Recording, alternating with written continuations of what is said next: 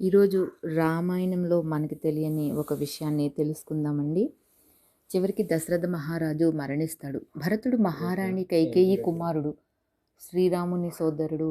జరిగిన విషయాలకు ఎంతో చింతించి శ్రీరాముడిని, లక్ష్మణ్ణి, సీతాదేవిని ఈ విషయం తెలుపడానికి, వారిని తిరిగి రమ్మనడానికి అడవికి వెళ్తాడు. ప్రతి ఒక్కరూ కూడానండి భరతుడు విజయం సాధిస్తాడు అనుకుంటారు. కానీ సోమకి తెలుసు బహుశా వాళ్ళు తిరిగి రాకపోవచ్చు అని. వీళ్ళందరూ ఏమనుకుంటారంటే వాళ్ళు తిరిగి రావచ్చు. ఎందుకంటే మహారాణి కైకేయి తను చేసిన పనులకి పశ్చాత్తాపపడుతున్నట్లు కనిపిస్తుంది కదా! మరి బహుశా ఆమె వారిని స్వాగతించవచ్చు అని మీనాక్షి కూడా అనుకుంటుంది. సోమతో తల మీద కొట్టుకుంటూ ఇంక వాళ్ళు తిరిగి రారు అని చెప్తుందండి. ఎందుకంటే వారు ఏ ఉద్దేశంతో అరణ్యాలకు వెళ్ళారో ఆ పని ఇప్పుడే మొదలవుతుందండి. మీనాక్షి ఏమో వాళ్ళే వస్తారని ఒక ఆశతో ఉంటుకుంటుంది. కానీ అరణ్యం నుంచి భరతుడు ఒక్కడే తిరిగి వస్తాడు. రాజమందిరంలో మళ్ళీ విచారం స్థిరపడుతుందండి. సోమ ఒక్కదే కాస్త నవ్వు ముఖంతో తిరిగేది. ఎందుకంటే ఆయన వాళ్ళను తిరిగి తీసుకురాకలేకపోయినా కూడా ఎందుకు నువ్వంత సంతోషంగా ఉన్నావు అని మీనాక్షి అడుగుతుందండి సోమని. కానీ ఇక్కడ భరతుడు తన పని తాను చేశాడండి. ఏంటి అంటే సీతామాత చెప్తుంది, శ్రీరాముడు ఈ రాజ్యంలో తన ఉనికిని నిలిపి ఉంచుతారు అని. అయోధ్యను బలహీనపరచడానికండి ప్రయత్నించే శక్తులు ఉంటాయి కదా, వాటి నుంచి రక్షిస్తారు అని సీతామాత వీళ్ళతో చెప్తుంది కదండి.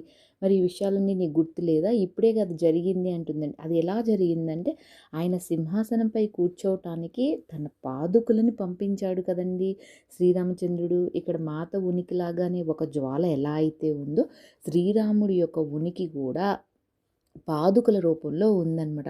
ఇది నువ్వు ఎందుకు అనుభూతి చెందటం లేదు మీనాక్షి అని అడుగుతుందండి. ఇలా శ్రీరామచంద్రమూర్తి తన పాదుకలను పంపించడం అయోధ్యకు గొప్ప ఆశీర్వాదం అంట. వెంటనే మీనాక్షి చిన్నబుచ్చుకుంటుంది. పవిత్ర జ్వాల ముందు నిలబడి మాత నేర్పిన మంత్రాలు ఏవైతే ఉన్నాయో వాటిని ఉచ్చరించి మాత ఉనికిని అనుభూతి చెందటానికి మీనాక్షి ఎంతో ప్రయత్నిస్తుంది. అయితే ఆమె నవ్వు అంటే మాత యొక్క నవ్వు, జాగ్రత్త, ప్రేమల లోతును మాత్రమే భావించగలిగింది కానీ ఇంకంతకంటే ఎక్కువ తెలుసుకోలేకుంది. రోహణ ఉషల విషయంలో కూడా అలాగే జరుగుతుందంట. ప్రతిరోజు వీళ్ళకి సీతామాత ఏవైతే చెప్పారో అవన్నీ చేస్తున్నప్పటికీనండి వీళ్ళ జీవితాలలో నుంచి ఏదో అర్థం లాక్కోబడినట్లు కనిపించిందంట. ప్రతి రాత్రి వీళ్ళు ఆమెతో ఆ రోజంతా మందిరంలో జరిగేవన్నీ చెప్పేవారండి జ్వాల ముందు నుంచొని. మహారాణుల సంగతి, సోదరుల విషయం, అలాగే ఊర్మిళ విషయం చెప్పేవారు. చెప్పవలసిన విషయాలు ఏమీ లేకపోతే వీళ్ళ యొక్క ఆలోచనలు, వీళ్ళకి వచ్చిన కలలు కూడా చెప్పేవారంట. సోమ ఒక్కటే మాత్రం సీతామాత నుంచి సందేశాలు అందుకునేదండి. అప్పుడప్పుడు సుదూరంగా అరణ్యాల్లో ఏం జరుగుతున్నాయో ఆ విషయాలన్నీ కూడా సోమ సీతామాతకు చెప్పేది. ఇవన్నీ నీకెలా తెలుసు అని సోమని మీనాక్షి అడిగిందనమాట. అప్పుడు మీనాక్షికి సోమ చెప్తుందండి, నీకు గుర్తులేదా మాత చెప్తుంది కదండి, అగ్నిదేవుడు అంటే ఆ జ్యోతి తన సందేశాలను సీతామాత ఇచ్చిన సందేశాలను వీళ్ళ దగ్గరికి, వీళ్ళ చెప్పిన సందేశాలను సీతామాత దగ్గరికి చేరవేస్తాడని ఆ రోజు మాత చెప్పింది కదా, నువ్వు మరి ఆమె చెప్పింది నీకు గుర్తు లేదా, నేను అదే చేస్తున్నాను కదా అని సోమ చెప్తుందనమాట. ఎందుకంటే ఆ జ్వాలండి మాత ఇచ్చిన పవిత్రమైన వరం అది.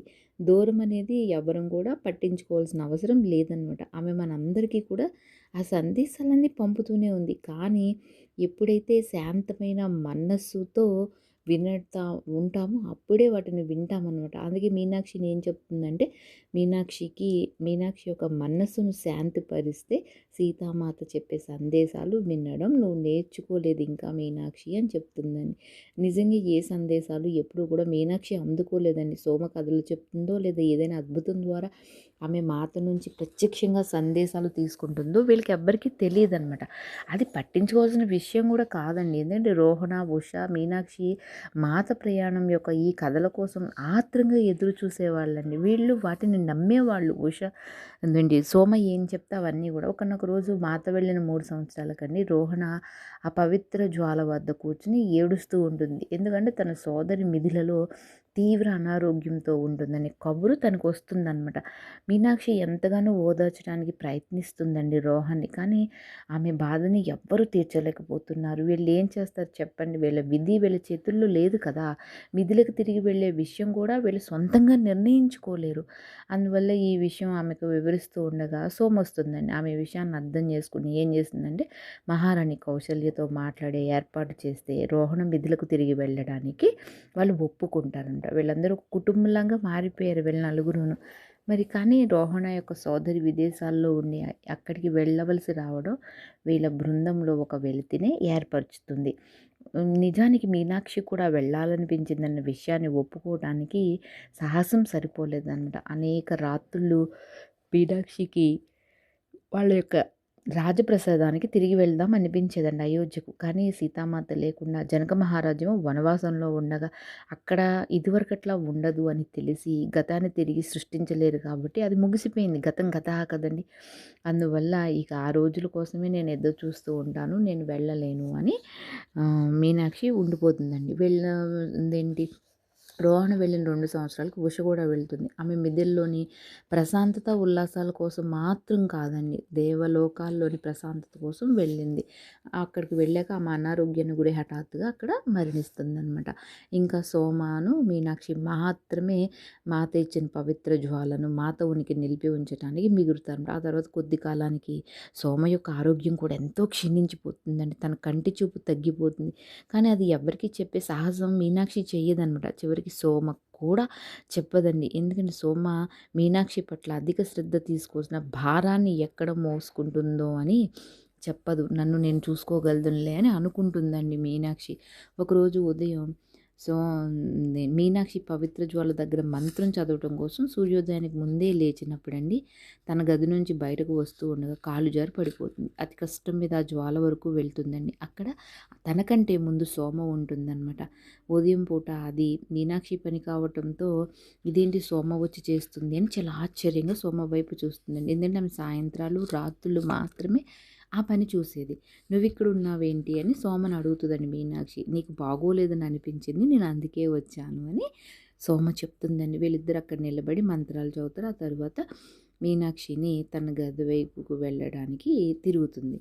నేను కూడా నీకు తోడు వస్తానని సోమ ఆమెను తీసుకెళ్తుందనమాట. ఆమె తోడ్పాటి కృతజ్ఞతతో మీనాక్షి తన చేతిని ఆమె భుజంపై ఉంచుతుంది. మెల్లిగా గది వద్దకు తీసుకెళ్ళి రోజంతా ఇక్కడే విశ్రాంతి తీసుకో, నీ పనులు ఏమన్నా ఉంటే నేను చేస్తానులే అని చెప్పుద్దండి. ఎంత వారించినా కొన్ని వినకుండా సోమ భోజనం కూడా తీసుకొచ్చి రోజంతా మీనాక్షిని కనిపెట్టుకుని ఉంటుంది. ఆ సాయంత్రం తన దగ్గర కూర్చోవడానికి సోమ వస్తుందండి. అప్పుడు అడుగుతుంది, మీనాక్షి నీ దృష్టి మందగించింది కదా అని, ఎప్పటి నుంచి ఇలా ఉంది, నువ్వు నాకు ఎందుకు చెప్పలేదు అని మీనాక్షిని సోమ అడుగుద్దండి. చాలా నెలల నుంచి ఉంటుంది కదండి. ఎందుకంటే ఇప్పుడు అది చాలా తక్కువైపోయింది, తన చూపు ఇంకా తగ్గిపోయిందనమాట. మీనాక్షి ఎప్పుడు కూడా సోమ మీద భారం మోపాలనుకోలేదు కదా, అందుకే చెప్పలేదు. నాకేమవుతుందిలే, ఈ వృద్ధ గుడ్డి శాపగ్రస్తురాలను కదా, మిథిల నుంచి వచ్చిన పరిచారికను కదా, ఈ పరిచార కృత్యాల్లో ఏం చేయగలదు, ఖచ్చితంగా నేను తిరస్కరించబడతాను అని మీనాక్షి అంటుందండి.